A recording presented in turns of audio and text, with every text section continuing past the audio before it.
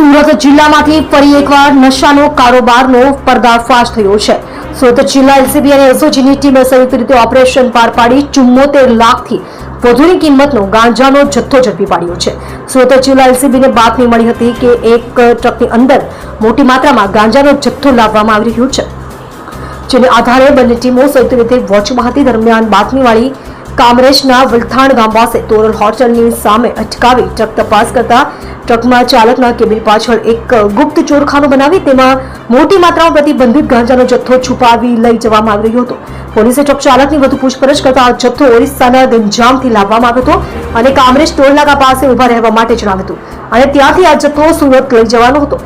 જોકે જથ્થો તેના સ્થળ પર પહોંચે તે પહેલા જ પોલીસના હાથે લાગી ગયો હતો। પોલીસે હાલ ટ્રક ચાલક અને ક્લીનરની ધરપકડ કરી ગાંજો મોકલાવનાર તેમજ ગાંજો મંગાવનાર અને અન્ય એક વ્યક્તિને વોન્ટેડ જાહેર કર્યો છે, તેમજ 74 લાખથી વધુની કિંમતનો 740 કિલોથી વધુનો ગાંજાનો જથ્થો અને ટ્રક મળી 90 લાખથી વધુની કિંમતનો મુદ્દામાલ જપ્ત કર્યો છે।